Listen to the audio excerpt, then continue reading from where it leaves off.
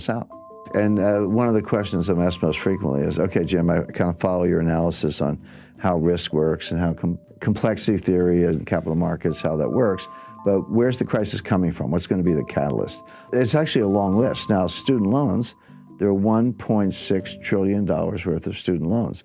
So this will go, and kind of this gets to your point, Francis, you know, how do capital markets and money markets and Fed policy kind of leach into debt and deficits? So when you know, a lender, credit union, or anybody, or university makes a loan to a student, and the Treasury guarantees that loan, which they do, it's off budget. Again, it's not strictly a derivative, but it is non-transparent. So then the student defaults, and the credit union, the lender, simply turns to the Treasury and said, here's your loan file, pay me. And the Treasury pays the lender because they've guaranteed the loan. Now it's on the Treasury. But until that point, that loss is not on the books of the United States government. That loss is not part of the deficit. But when the Treasury writes the check to make good on the guarantee, it does go into the deficit. So we think deficits are high now, but there's this, you know, $1 trillion tsunami of student loan losses that's going to pile on top of the structural deficits and make it even worse. So all these things are, you know, I spend all my time analyzing these things. I see them all. I can describe them. I can see how they're going to converge into a worse crisis. But in the short run, people either ignore them or they just don't know anything about them. But why would Bernie Sanders even suggest that? And by the way, he's not alone. I think the other candidates have, you know, Elizabeth Warren and Joe Biden and Kamala Harris, one way or another, have suggested that they would do something similar, that we need student loan relief, and that ends up going onto the budget and onto the taxpayers. But there's a school of economics, and I talked about this in chapter 5 of my book. It's called Modern Monetary Theory, MMT for short.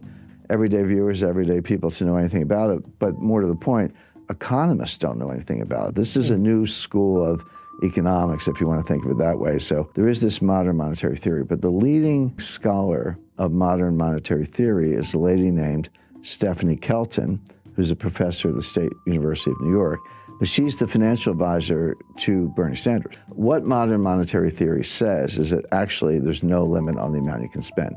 You can spend as much as you want, and the market will either buy the debt, or if they balk, the Fed will monetize the debt. So how much debt is there relative to the size of the economy? This is called the debt to GDP ratio, but the way it's a simple fraction you learn in the 5th grade. How much debt divided by the size of the economy? So in a simple example, if you had $5 trillion of debt and a $10 trillion economy, that fraction would be 1/2. So you would say the debt to GDP ratio is 1/2 or 50%. Today, the debt is larger than the economy. That ratio is over 100%. We have round numbers, about $23 trillion of debt and about a $22 trillion economy.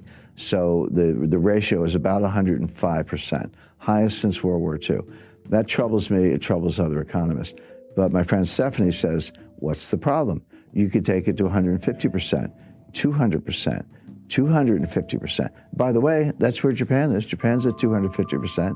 Greece is 175% or so. Italy's 135%. They're all still standing. Go to the Ginza, you know, it looks like Times Square. So you don't see visible signs of stress. And here's the irony.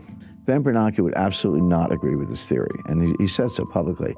But Professor Kelton says to Bernanke, you proved our point. You were the one who took the Fed's balance sheet and quadrupled it from $800 billion to $4.5 trillion or so. You proved that you can print trillions of dollars of money without causing inflation, without causing high interest rates, without causing a run on the bank. So all we're saying is, you know, you did it to prop up Jamie Dimon's bonus. We wanted to do it to forgive student loans. We may have different policy objectives, but the process is the same. What's the problem? Now, of all the things I've debated, for years I was dragged into Bitcoin versus gold debates, which I thought were silly. I mean, I don't like Bitcoin, I do like gold, but it's like fish versus bicycles. I mean, the debate never made sense to me, even though I did a lot of them. Of all the things I've had to rebut, this was actually the most difficult because it's superficially appealing. First of all, legally it is true that the Fed can take their balance sheet as high as they want. There's no legal limit on the Fed's ability to print money. It is true that Japan has a much higher debt to GDP ratio, and they're still standing. It is true that the Treasury can borrow as much as they want, subject to periodic increases in the debt ceiling, which have never been denied. And the Fed can monetize the debt. So all the elements of the thesis are actually correct. So how do you refute it? And the answer is that legally it can be done. And if your goal is to print a lot of money and forgive student loans or give a guaranteed job or guaranteed basic income, whatever it is, in theory you could do that. But there is an invisible psychological boundary, and this is what the modern monetary theorists don't understand, and I don't think Ben Bernanke understands it. There comes a time when people wake up and they say, I don't know what's going on here. I don't have a PhD, but get me out of the dollar. It doesn't. And so, I'll buy gold. I'll buy silver, land, oil, natural resources. I'll buy a new car. Buy a house. Get me out of the dollar into something tangible, because I no longer trust the monetary authorities. I no longer trust the Congress. I can't believe that you're going to spend this much money without ceiling, without limit, without causing inflation. My inflationary expectations will go up.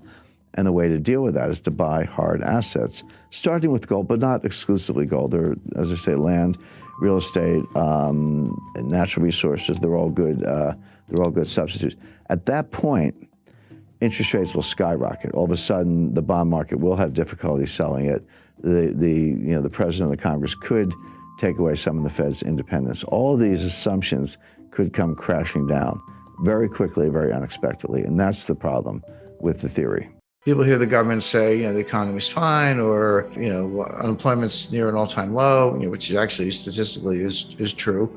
And they kind of nod and go, yeah, it's all good. And then reality is the stuff that hits you in the head like a 2x4. The propaganda is positive. We can talk about that in a little more detail. The reality is harsh, and reality wins. And there's a very good book on this by Robert Shiller, Nobel Prize winning economist at Yale University. I'm not a huge fan of your garden variety PhD economists, but there are some good ones out there, and he's one of them.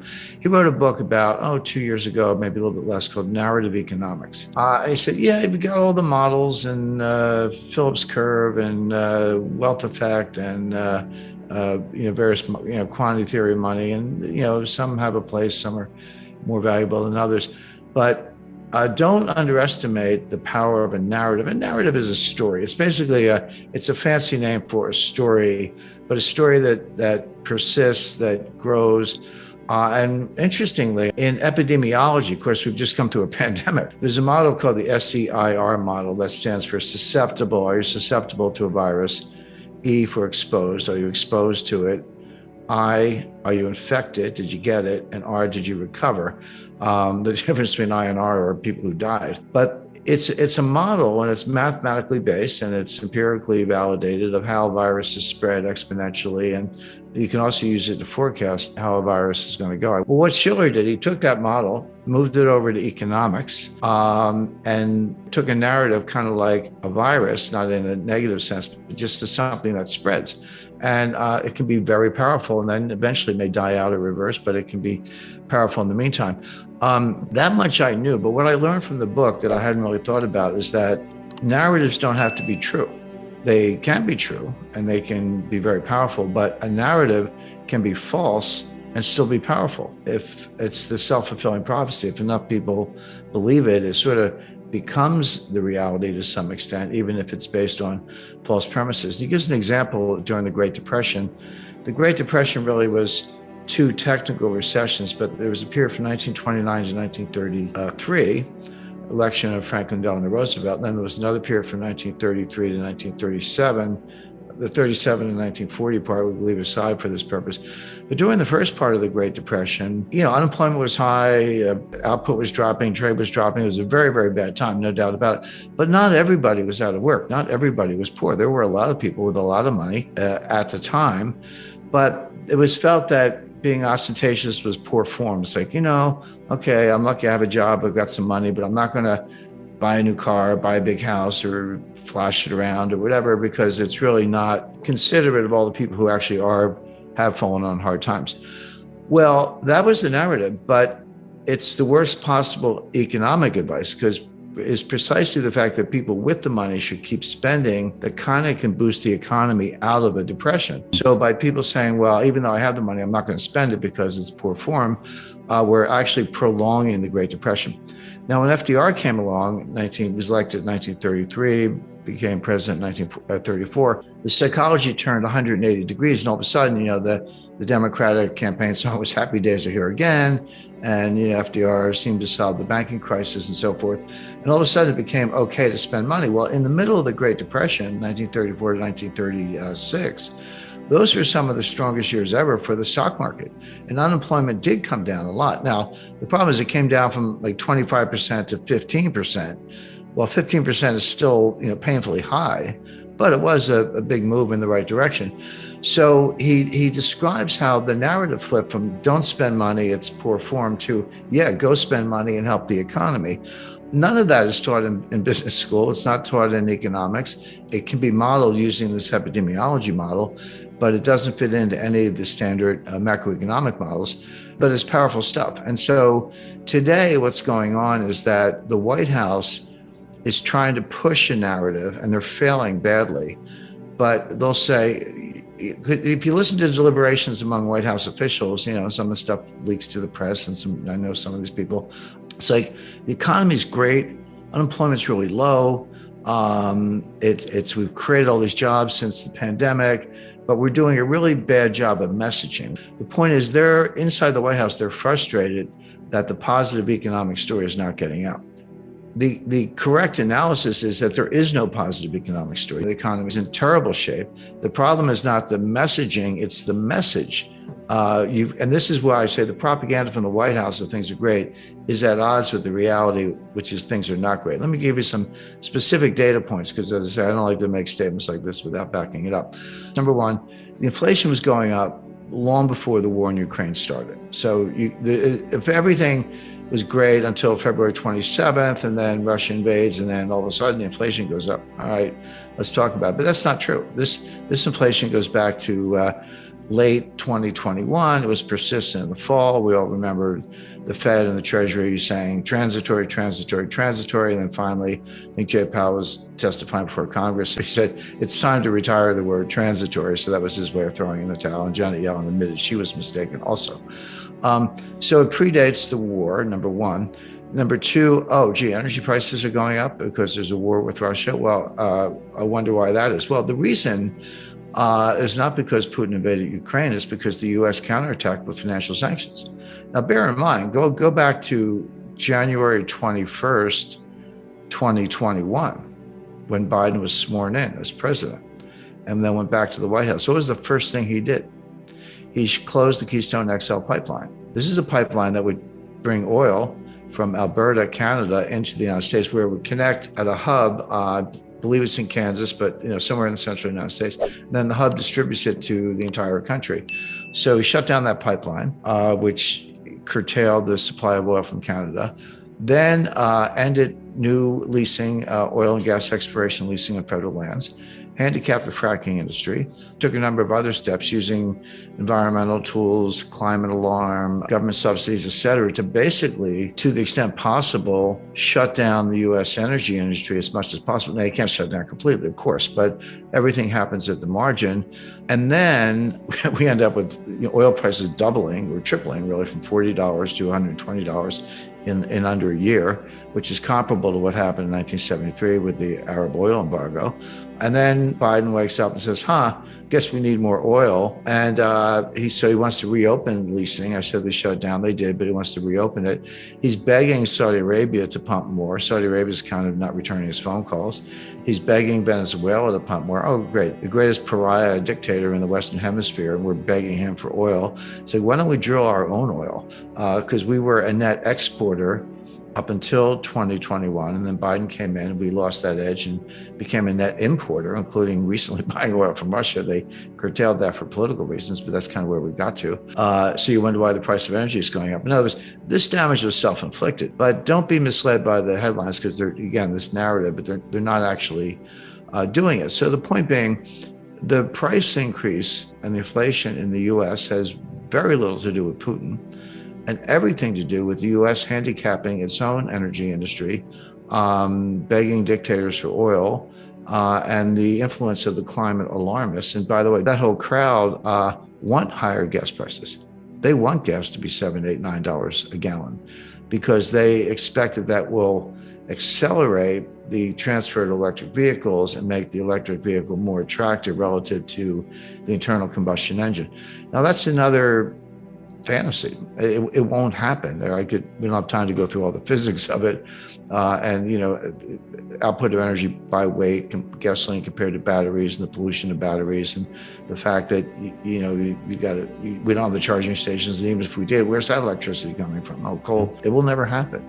But meanwhile, they're destroying the U.S. economy in pursuit of an ideological point that will never actually happen. Another example of propaganda versus reality. Narratives are powerful, but reality is more powerful. But the Fed has a hidden asset. In a surprising revelation, Jim Rickards talks about the Federal Reserve's balance sheet. He unveiled a hidden asset, gold certificates dating back to 1934. These certificates were issued to compensate the Fed when the U.S. Treasury confiscated its gold, a move that is believed to have legal complexities under the Fifth Amendment of the U.S. Constitution. The certificates, valued at the fixed rate of $42.22 per ounce on the Fed's balance sheet, were originally meant to represent the historical cost of the confiscated gold. However, the intriguing twist emerges when considering the potential revaluation of these gold certificates to reflect the current market price of gold, which hovers around $1,850 per ounce. If the certificates were marked to market, it could reveal a hidden asset on the Fed's books worth approximately $350 billion. This unexpected revelation adds an interesting dimension to the ongoing debates about the Fed's solvency and financial stability. The implications of such a revaluation extend beyond the immediate financial adjustments. It could revive discussions about the gold standard, a monetary system where a country's currency is directly tied to a specific quantity of gold. This potential move could be seen as acknowledging the true value of gold and its role in backing the country's currency. Jim Rickards speculates on how the gold price might react to such a revaluation, positing it as a significant event that could attract attention and prompt a surge in interest and investment in gold. Furthermore, the potential move could be perceived as the Fed indirectly reverting to a gold standard, with Jim Rickards estimating that a conservative 40% backing of M1 money supply would necessitate a gold price of around $15,000 per ounce. In essence, the idea of marking the gold certificates to market on the Fed's balance sheet is presented as a complex and potentially transformative event that could have far-reaching consequences, sparking debates about the role of gold in the modern monetary system and the potential impact on the economy. If you go to the balance sheet, go to the asset side, the first line item, there's something called gold certificate.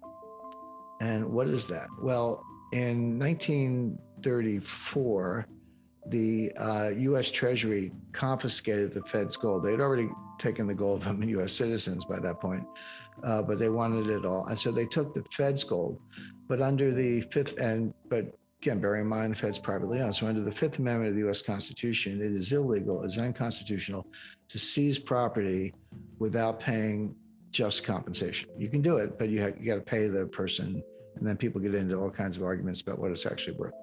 So what just compensation did the Treasury give to the Fed when they took the Fed's gold in 1934? The answer is they gave them a gold certificate. It can be, you can calculate it. In other words, you can say, well, what is the amount of gold by weight, not by dollar value, but by weight, that is needed to back up that certificate given the historic cost? So the answer is about 8,000 tons. Guess how much gold the Treasury has? About 8,000 tons. I mean, one of the reasons I've hypothesized that the Treasury stopped selling gold in 1980, because they lost gold to trading partners between 1950 and 1970. They lost 11,000 tons. They went from 20 to 9, but they sold another 1,000 tons in the 1970s to suppress the price of gold, which failed because it always does. But by 1980, they had were down to 8,000 tons, and they stopped. Why did the U.S. stop selling gold? We've never sold any significant amount of gold since. The answer is, in my view, is that they can't go below that, because that's the amount of gold the Treasury needs to back up this gold certificate on the Fed's books. So, okay, just kind of put that to one side. That asset is valued on the Fed's balance sheet at $42.22 an ounce. Price of gold, look today, it was about $1,850 an ounce.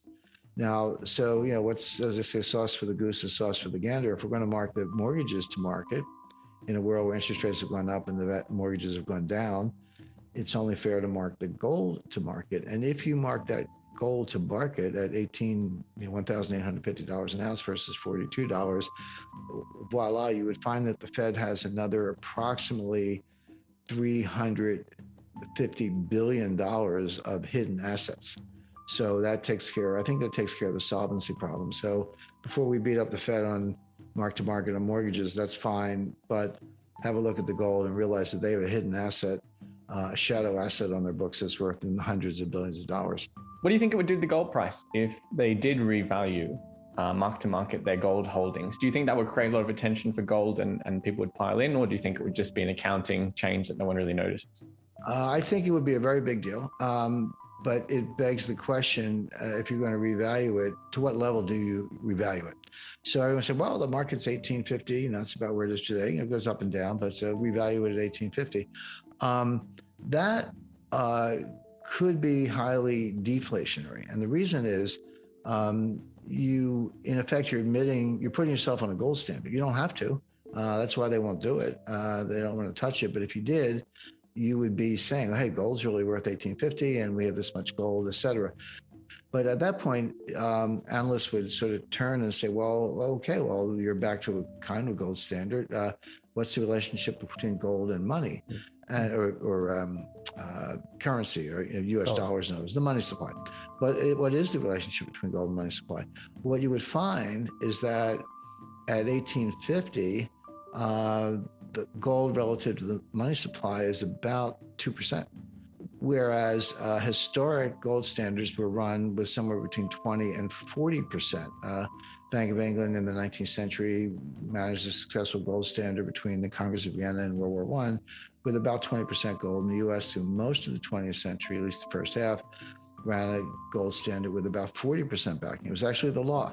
The law until the late 1960s, I think 1968, was that the Fed money supply, base money, could not be more than 2.5 times the value of gold.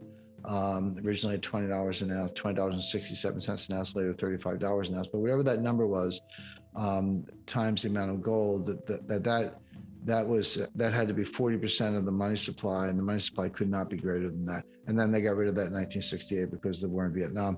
But the point being, 20% has worked, 40% definitely works. The Austrians like to bang the table and insist on 100%, but maybe, but that's historically not been required. You just need enough gold to be able to give gold to people who want it when they want it. And if you're credible in that dimension, most people are content to hold the money. So as a hypothetical, you can say, well, okay, let's say we want a gold standard, and let's say that we want 40% backing of M1. M2 is a bigger number, or at least it can be. Let's just say, so 40% backing of M1, that's a conservative kind of gold standard, not extreme, but reasonable. What would given the amount of gold the United States has, what would the price of gold have to be in order to maintain that ratio? The answer is about $15,000 an ounce. And people say, oh, Jim, you used to say $10,000 an ounce. Well, that's true because it was true at the time. But when you expand the money supply, the number goes up, right? Because the amount of gold is fixed. So yeah, it was 10,000 not that many years ago, and today it's 15,000. Well, if you say gold's worth 1,800, people are going to say, well, give me the gold. I'll take all the gold you got at that price. And then they're going to have to shut the gold window again, and that has its own problems. But in other words, it's not clear how it would work. I mean, there are a lot of ways it could work mechanically. It's not clear what the government would actually do. But my point is, if you try to mark gold to market on the Fed's balance sheet, you're opening Pandora's box. Because you would be getting a lot of people, bankers, analysts, Wall Streeters, investors, to sit up and take notice and say, well, hey, what is going on here? You're back in the gold business. Well, you got the price wrong because you can't back up your money supply at that level. And the truth is you can't.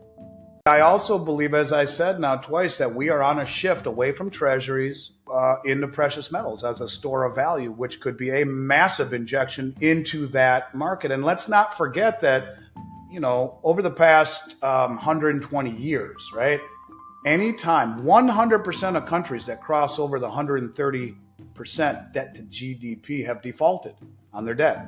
And it's usually due to massive inflation, hyperinflation, instead of outright default.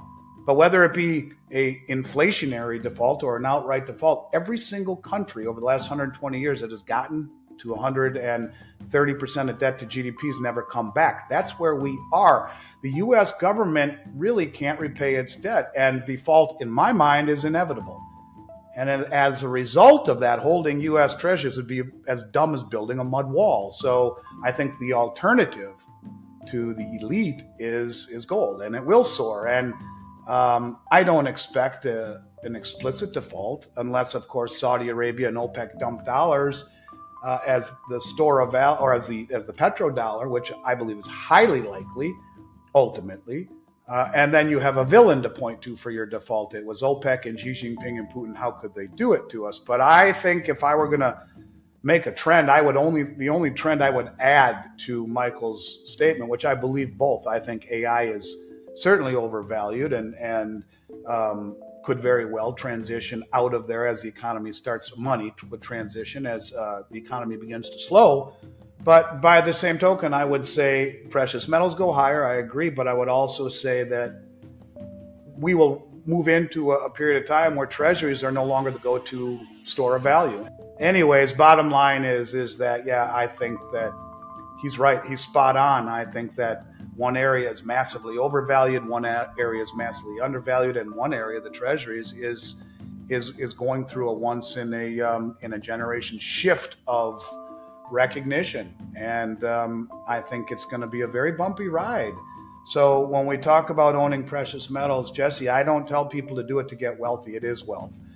Wealth that has outlived every transition, 2 world wars, German hyperinflation, the Great Depression, every pandemic, and it will still be wealth when this situation ends too. And evidenced by the fact that the people who are writing the playbook, the central banks, well, they're loading up on it as if it was really important. So it's the suppression of the Western paper markets that has enabled them to do this without people catching on, because the price hasn't exploded, and in particular in silver. Could we get into an arms race type situation where central banks are all trying to accumulate as much gold as they can, and there might not be enough physical gold to fill their orders at some point?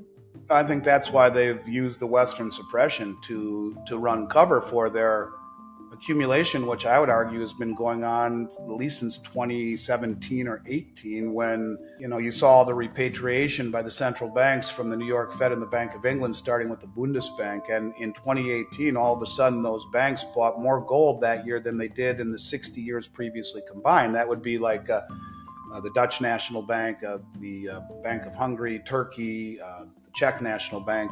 All of these countries have been on a buying spree, many others. On a buying spree, of course, China and India and all of those. But look, let's just, again, like I said earlier, from a historical point of view, using government treasuries and bonds as a savings vehicle is a relatively new concept in the historical context.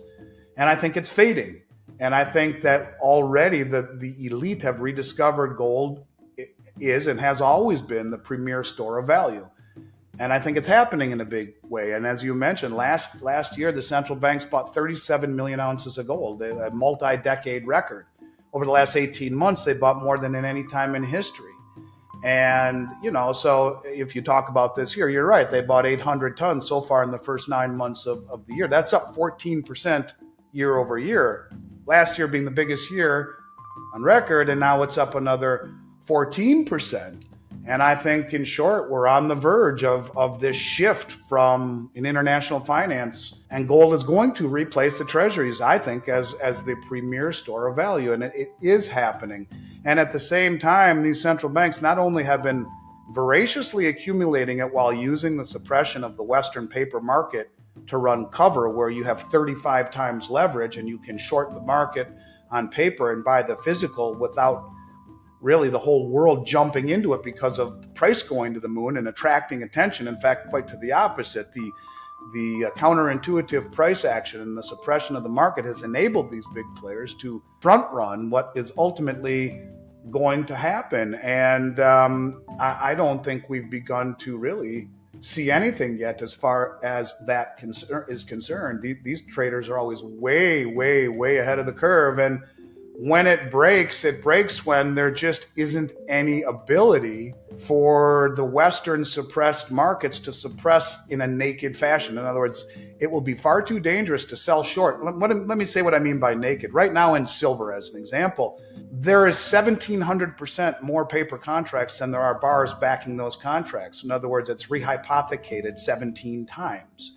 And so if for every one real contract that could be delivered in physical form, 16 won't be, or 17 won't be. You get paper settled, it is rehypothecated. And that's why we're already beginning to see in China, as an example, the Shanghai Gold Exchange has gold price, last I looked, at about $100 higher than the LBMA or the COMEX price.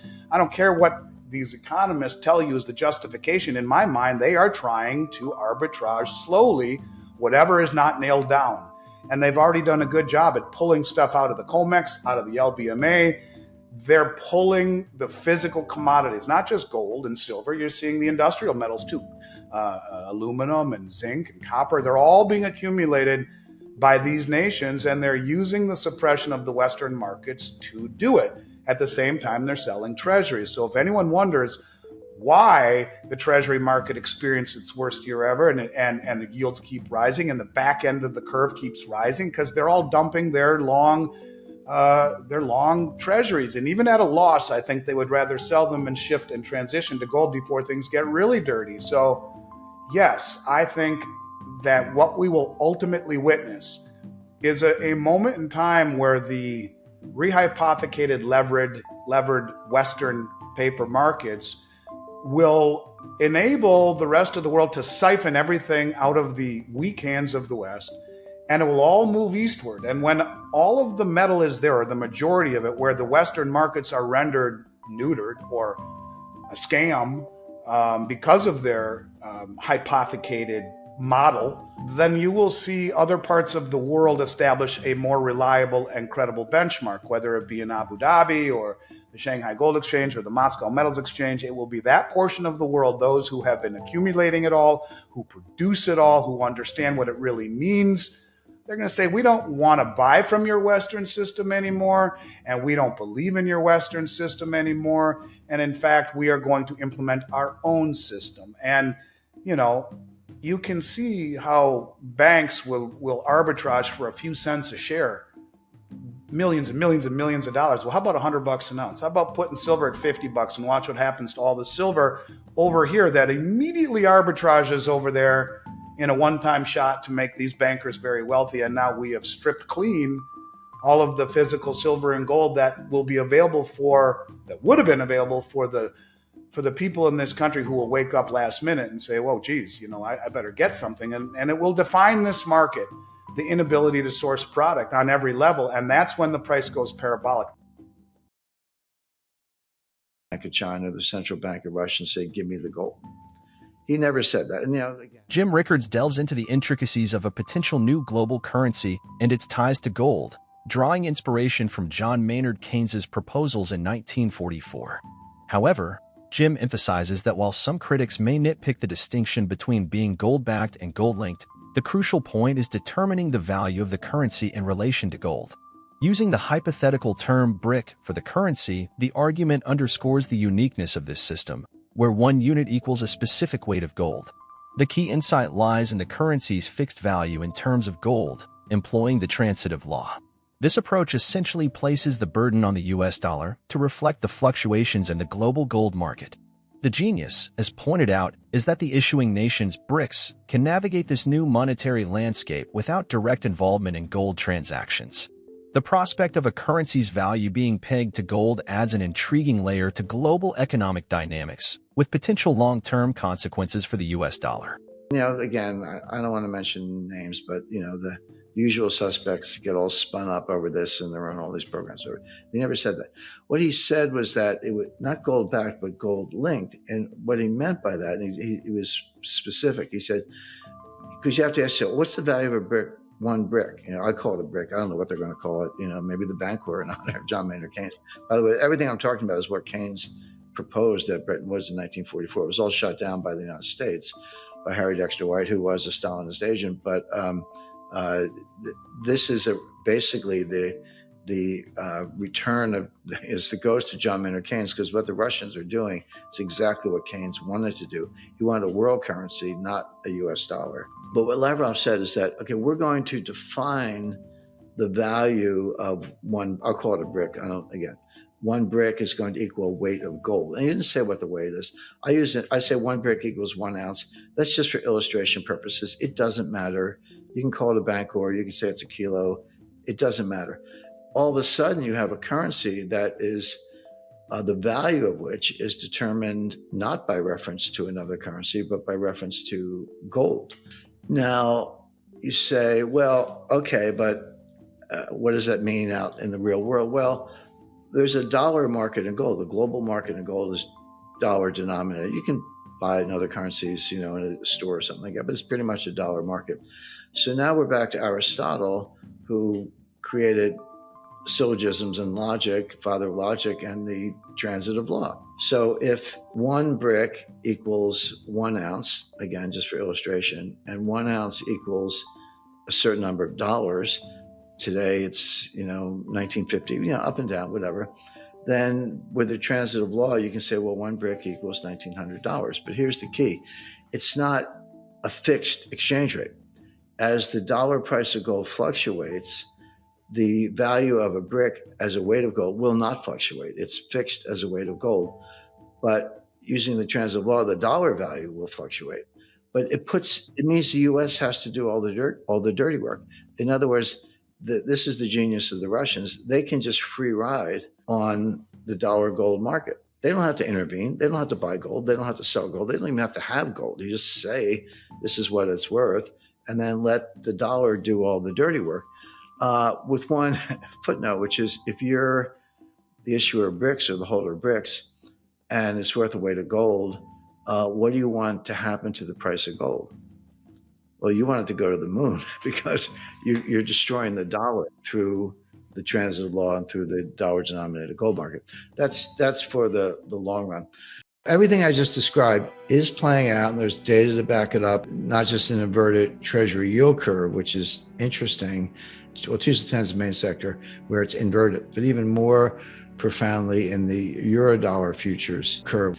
I call the treasury yield curve a short-term bet on a long-term rate. The Eurodollar futures curve is a long-term bet on a short-term rate, because the Eurodollar future it's like we're betting on what an overnight rate is going to be 2 years from now. So, okay, long-term bet on a short-term rate, and it's inverted, and it shouldn't be inverted. That should never, it does happen, but it should not happen. Yield curve should be upward sloping just because time value of money and uncertainty, et cetera. If I lend to you for a longer period of time or make a further forward bet, I should get a higher rate. Well, how come people betting on overnight rates a year or 2 years from now think that rates are going to be lower? And that shouldn't happen. The only explanation for that is we're going to go into recession. It's going to get a lot worse. But going back to a really important distinction between a recession, even a bad one, and a financial crisis, because they're two different things. They can come together. But for example, in 1998, we had an acute financial crisis, and with long-term capital management, and I negotiated that bailout. I had front row seat on that one. But 1994, the tequila crisis, and there was the bond market massacre. There have been these financial crises, but there was no recession in 1998. In fact, the NASDAQ went to the moon. We were long-term capital, we were licking our wounds after the meltdown and, turning on CNBC and like watching pets.com, the sock puppet and all these things. They're going to the moon. Like, hey, we just got wiped out. But the opposite is true. You can have a recession without a financial panic. 1990, we had, kind of a mild recession. There was no financial panic then. 2020 was interesting. I don't know what to call it. I mean, technically a recession, but the economy drops 31% annualized in, they say 2 quarters, first and second quarter of 2020, but it was really 2 months. I mean, if you break it down, it was March and April. They happened to fall in 2 quarters and took both quarters negative, but it was really 2 months, down 31% in annualized in 2 months. and then up 35% by the third quarter. I mean, that was crazy. So maybe that's technically a recession. That's just what happens when you shut down the economy. But there was not a financial panic. Stock market fell, but the banks didn't fail. Nobody's lined up to take the money out of Citibank, et cetera. So you can have recessions without panics. You can have panics without recessions. October 19th, 1987, Dow falls 22% in one day. No recession. But sometimes they do go together. In 2008, they did. We had both. We had an honest to goodness financial panic. Everyone knows, Bear Stearns, Fannie Mae, Freddie Mac, Lehman, AIG. But I can tell you, and I've spoken to a lot of people, Morgan Stanley was days away. And then Goldman would have been behind that, probably Citi, and maybe JP Morgan would have been the last one. And the economy collapsed and the stock market fell well over 50%, I think 60%. So that was an example of both. And what I'm concerned about is we may be heading into both. If everything I said about what's behind the curtain, the plumbing of the financial system, acute dollar shortage, scramble for collateral, which leads to deleveraging, because if I can't get the collateral, I got to take the trade-off. Leveraging of balance sheets, et cetera, which are the early warning signs of a global financial panic, and a likely recession. We could very well be looking at a severe recession and a global liquidity crisis, two different things, but they could converge. Got to give a little credit to Robert Shiller. He wrote a great book called Narrative Economics. Now, narrative is just a fancy word for a story. It's like, okay, you can call it a narrative and it means a lot of people buy into it, but it just means there's a story that people believe. And this goes back to the greatest sociologist of the 20th century, Robert K. Merton. There is no Nobel Prize in sociology, but if there were, Robert K. Merton would have won it. But he's the one who came up with the phrase, the self-fulfilling prophecy.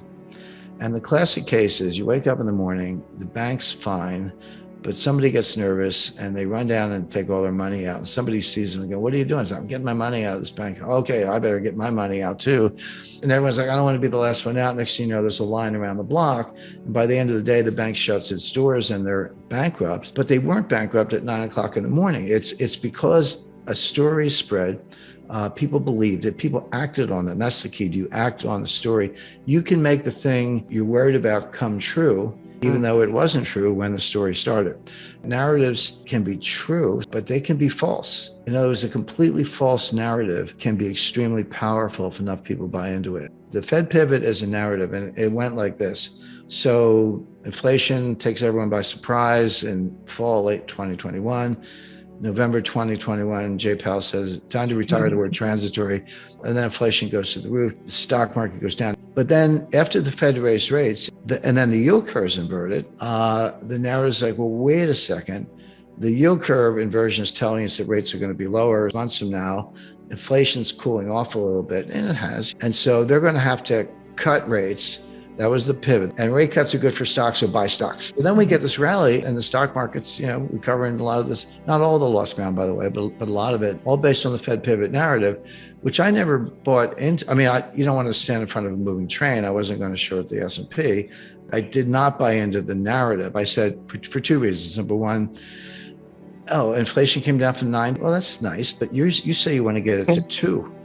You're a long way from 2. And how much demand destruction, how many rate hikes, how much do you have to do to really destroy the economy to get inflation down to 2? The answer is a lot. And tell me why that's good for stocks. And it's not. But the other reason is, and this is a little more sophisticated analytically, but just because the yield curves are telling you that market pros think rates are going to be lower, it doesn't mean the Fed's going to cut. That is the message. But it doesn't mean the Fed's going to get the message. How many times does the Fed get things right? The answer is never. The buy the dips crowd have not gone away. They're still around. I'll say talking heads, I guess I'm one, but the cheerleaders, I'll put it that way.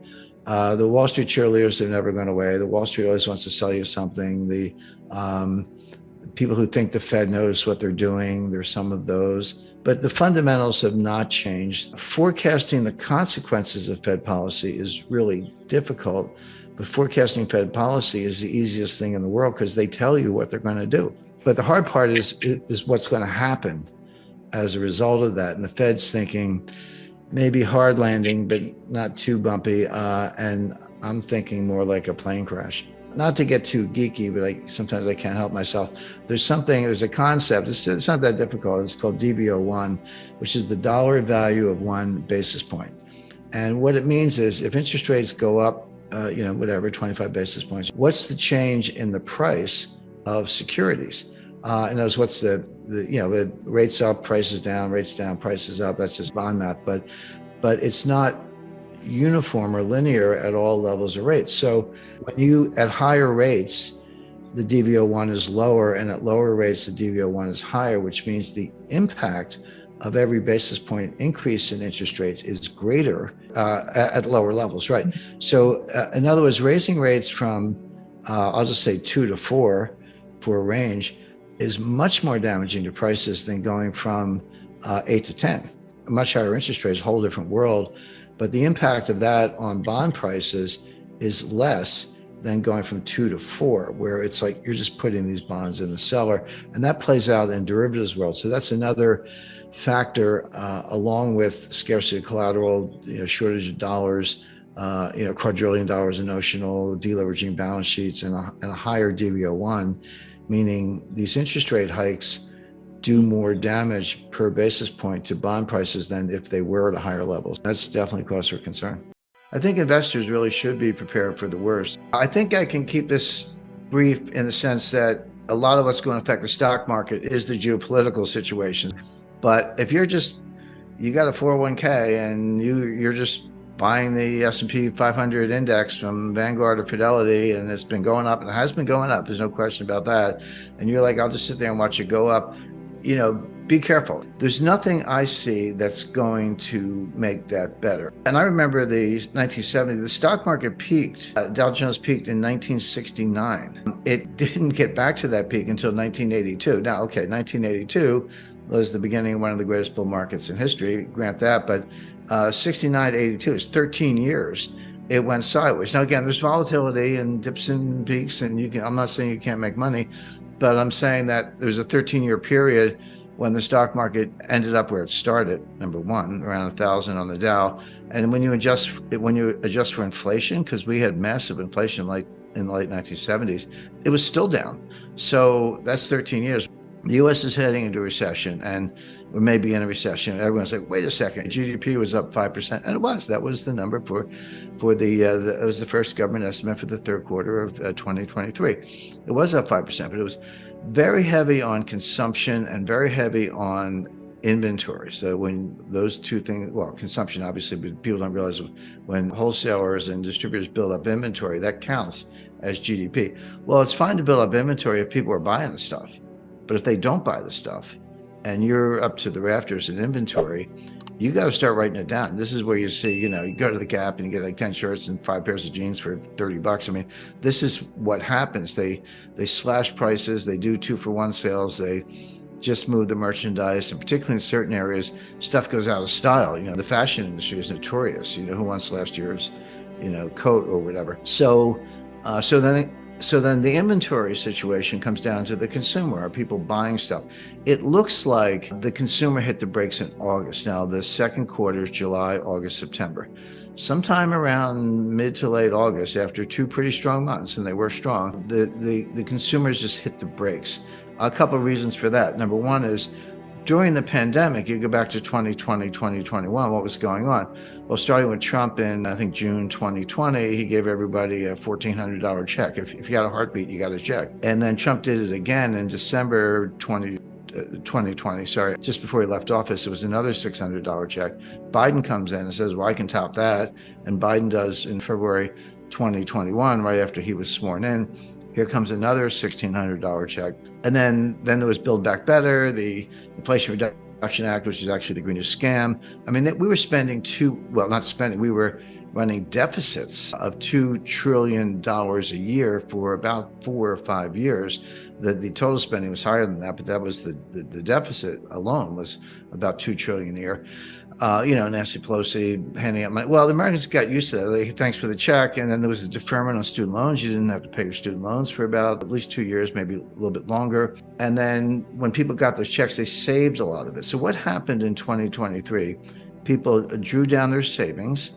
The savings rate got really low, like 3%. It was up around 13% during the pandemic. It's about a little over 3%, 3.5% right now, which is low. They spent the savings they had. They didn't make new savings, and then they turned to the credit cards and ran up their credit card balances. Well, that feels good for a while, but then if you're paying the minimum and rolling over the balance and you're at your limit, your credit limit's used up, and the interest rates are 20%, some of them are 28%, you're going to double that balance in 3 years. So if you're like, I'll just pay the minimum this month and I'll figure it out, your balance is going up because the interest is compounding faster than you're paying it down at 25, 25%.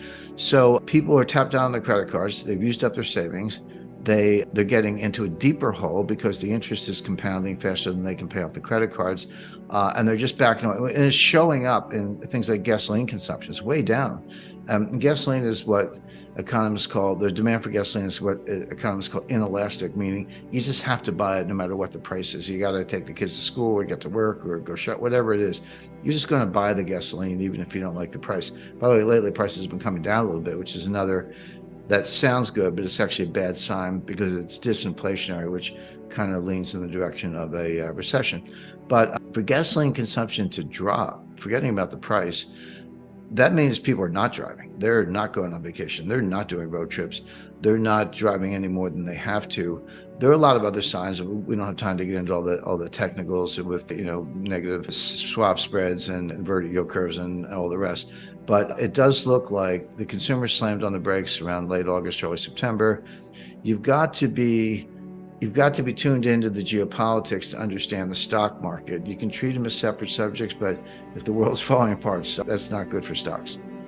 The funny thing now is that the highest yields in the U.S. Treasury market are in like a 6-month bill. Like, wait a second, shouldn't I get more if I buy a 30-year bond, or shouldn't I get more if I buy a 10-year note? It's a longer maturity, more stuff can happen, inflation, credit downgrades to the United States, bank freezes, all those things can happen. I want a higher interest rate for my longer term security. That's usually the way the yield curve looks. It's upward sloping. The longer the maturity, the higher the rate. That's not true today. The highest maturities are right around 6-month bills, 1-year bills, going out to 2-year notes. When you get to the 10-year note, you actually get a lower interest rate, lower what's called yield to maturity than you do on a 2-year note. So therefore, the next level of analysis is, well, what's going to happen to interest rates? Everybody wants to know that. In my view, they've peaked. They're going to come down. And I base that on what I said earlier about the economy. If we're going into a recession, we're going into a slowdown, we're looking at all kinds of geopolitical risks, stocks are coming down, then interest rates are going to come down too. But it's important to know that the world economy is slowing down. Germany is in recession. Japan is very close to it. UK, very close to it. Canada, I'm hearing nothing but, bad reports, housing market collapse, etc. China may not technically be in recession, but it's slowing rapidly. The thing with China, it's the second largest economy in the world. They've been growing at like 10%, 10% for over 20 years. When you compound something at 10% for 20 years, you're going to increase it by a factor of 10 or so over that time period, but not now. They're almost certainly below 5. They're going to print 5 because they make up the numbers if they have to. But when you strip out wasted investment, investment that, you build a massive train station with 128 escalators and marble walls, but nobody goes there and the tickets are $10. You can't pay for that. It doesn't produce any wealth. It just creates jobs. So the real estate sector is collapsing. That's been the biggest driver. People are not stepping out to buy houses. They're not taking the bait. Lower interest rates haven't helped. And so China's in a massive slowdown. Whether it's technically a recession almost doesn't matter, because when an economy that big slows that much, it drags the world down with it. So China's not going to save us. Europe's not going to save us. So it's a bit of a stretch to think the U.S. is going to dodge this bullet. If China's slowing down, Germany's in recession, Japan's getting close to recession, Canada, UK, emerging markets, the whole world, plus what we're looking at in the Middle East, the idea that the United States is going to boom while the whole world is going down is just not true. Globalization may be yesterday's news, but it's not over. These supply chains are still global, and we're seeing a lot of problems in the U.S. One of them, by the way, EVs, electric vehicles. People are waking up to the fact that They actually don't work. I mean, you can drive around in them, but they don't get the mileage they advertise. And, the resale value of a Tesla is close to zero, because if you buy a used Tesla, the first thing you got to do is spend $10,000, maybe more, on a new battery. So you're like, wait a second, I bought a used car. I got to spend $10,000 to get a battery? Forget it. And the prices are sky high. It's all been subsidized by the government. So that industry is slowing down. The inventories are building up. It's part of what the UAW strike was about. And as I said, consumer hit the wall. So the U.S. is going to follow. The U.S. has been doing better than the rest of the world. The rest of the world's not doing well at all, and particularly China. And the U.S. is going to follow the world into this global recession. I'm going to spend $50 billion to create 51% of the mining capacity in the world, and I'm going to steal all the Bitcoin in the world and take down the Western financial system. First of all, there's no such thing as cryptocurrency. There are 1,000 cryptocurrencies. In other words, you cannot speak generically about cryptocurrencies. Jim Rickards hates cryptocurrencies. That's not true. I really, really dislike Bitcoin, and I'll tell you why. But there are cryptocurrencies out there that I think are very interesting and worth your consideration. I'm for it. I'm against it. Cryptocurrency means nothing. You have to talk about the specific currency. And I'm showing Bitcoin, Litecoin, Monero, and Ether. By the way, isn't it fascinating how the graphical representation of cryptocurrencies is always a gold or silver coin? Bitcoin's gold and Litecoin's silver, Monero's both, and Ether is gold. I mean, what are they trying to say? I think that psychologically what they're saying is, well, this is nothing, but if we pretend it's a gold coin, then someone will buy it. But I just find this a little bit of an aside. But no, it's the same thing is true with fiat currencies. You can't be like or dislike fiat currencies generically. Some people do because they just hate central banks. I understand that. But it's a big difference between a Venezuelan bolivar and a euro. Big difference between a Zimbabwe dollar and a U.S. dollar. So in other words, don't talk to me about cryptocurrencies. Tell me what specific one you want to talk about, and that's a more interesting conversation. I think it's really important because this field is so muddied. The conversation is so muddied.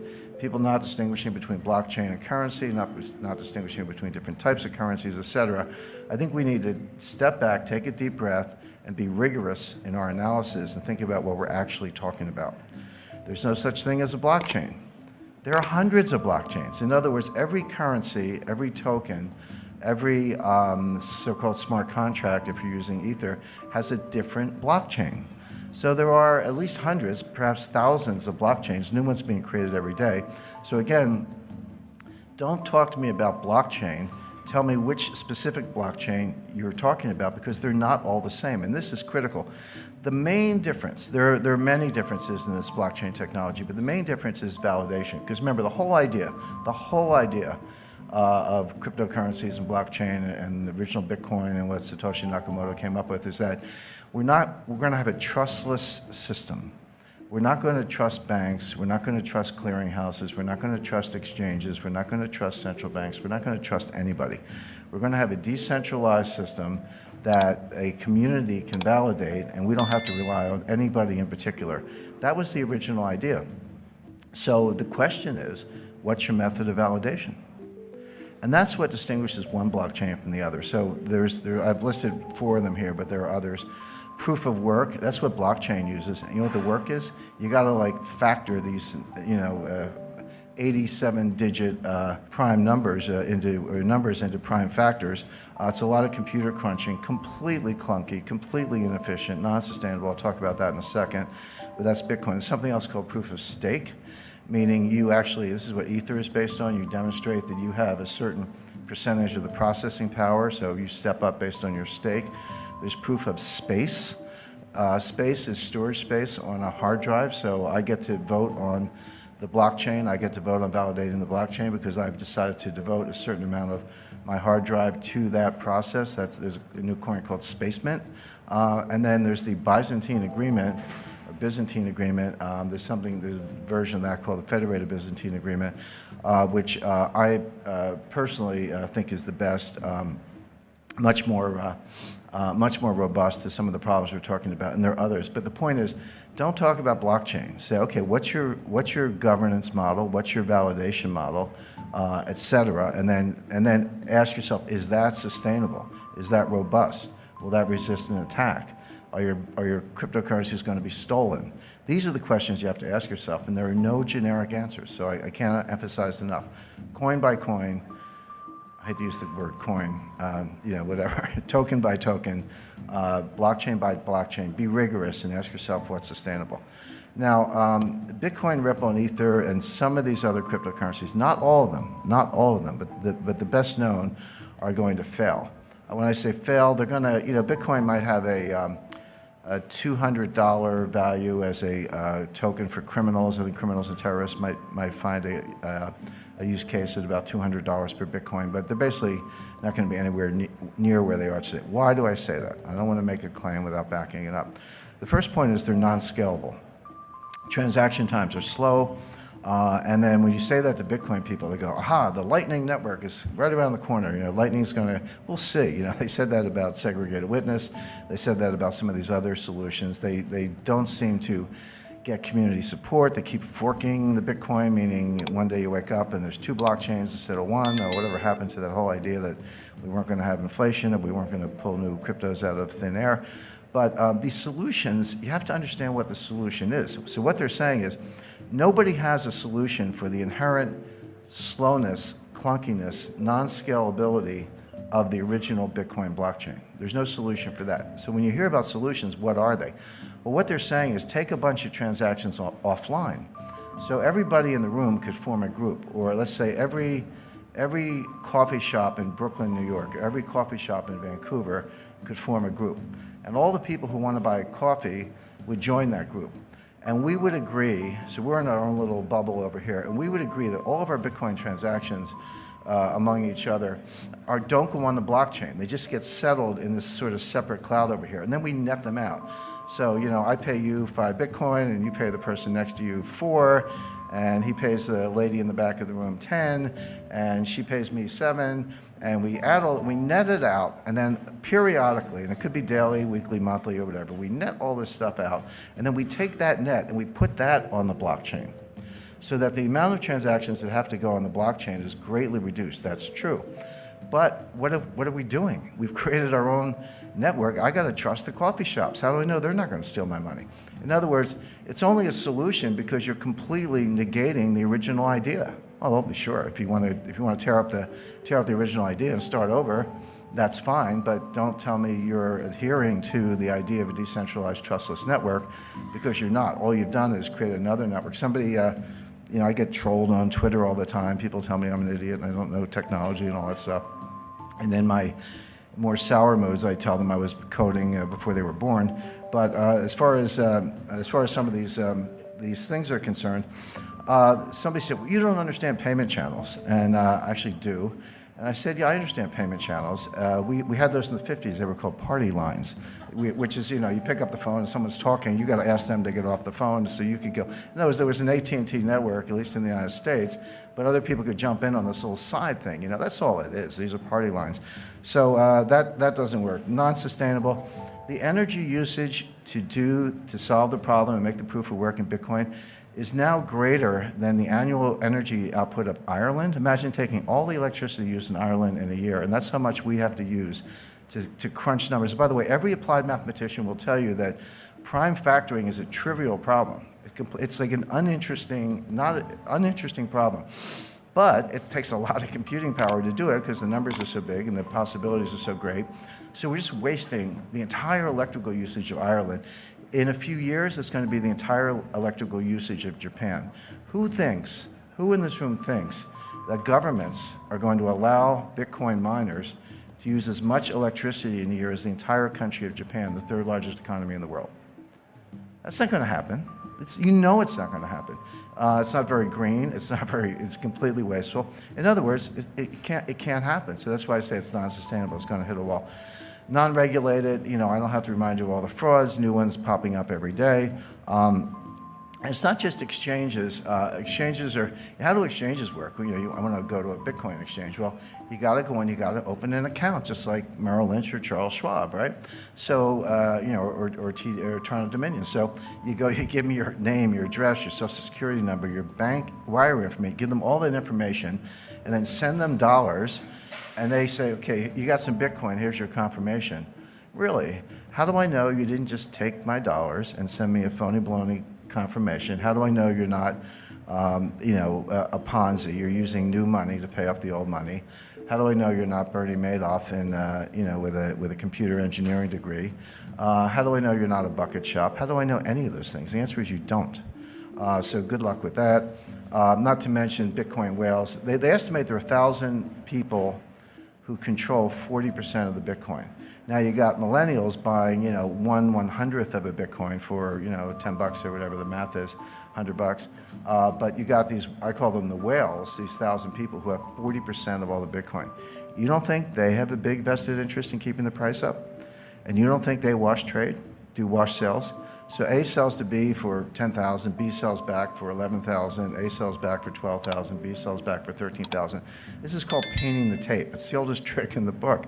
And there's no profit and loss because we're selling the same Bitcoin back and forth. But what we are doing is creating a ticker that gets the millennials, I shouldn't pick up millennials, 3 millennial children, but gets people all over the world, maybe a garage mechanic in South Korea took out a home equity loan or hawked his inventory, put his entire life savings into Bitcoin and has now been wiped out and is desperate and suicidal. That's what's going on. It's basically rich people stealing from the poor. Not a good business model in my view. And then finally, there's no use case other than criminals, terrorists, or tax evaders. Why is Bitcoin better than Visa unless you're a criminal? Now, if you're a criminal, I get it. If you're buying child pornography, you want to use the dark web and use some cryptos and all that. And if you try doing that with Visa, you'll probably get a call from the FBI. So I understand why it's good for criminals. But if you're not a criminal, if you're not a tax evader, if you're not buying child pornography, if you're not an arms dealer, if you're not a terrorist, then why is Bitcoin better than Visa? There's really no use case for it other than crime. And then it's not elastic. And this is important because there's a finite number of Bitcoins, 21 million Bitcoin. They're getting closer to that level every day. And everyone's like, this is a good thing because, the problem with central banks is they print all this money and we're going to have inflation. By the way, we haven't had any inflation for the last 8 years. Separate issue. I'll come to that if we don't run out of time. But, we hate central banks. They print too much money, blah, blah, blah. So we're going to cap the number of Bitcoin. But money supply has to be elastic. It can't be too elastic. The problem with central bank money is that it's too elastic. The reason, by the way, gold is such a good form of money is that it grows slowly. It grows at about the tempo of world growth. It grows at about the tempo of population growth. Not exactly, but close enough that it's the best form of money anyone's ever discovered. But the problem with Bitcoin, when you hit a hard stop, which they will, and the economy keeps growing, but you want to back it with Bitcoin, so here's your money supply and here's your economy, that's inherently deflationary, right? Because each Bitcoin's got to support more and more growth, meaning your Bitcoin is worth more in theory, but the problem is you never get there. Why? Because if you have a deflationary currency, there's no bond market. The money supply grows based on credit, based on loans, based on various forms of borrowing. The money supply is just a foundation, and the economy grows with credit. Nobody wants to borrow in a form of money that's going to be more expensive when you pay it back. I'm not talking about interest. That's always part of the equation. But I'm saying the money itself is worth more when you have to pay back the loan. No one's going to borrow on that loan, therefore no bond market, therefore no viable form of money. So these are all the reasons why this is going to hit the wall.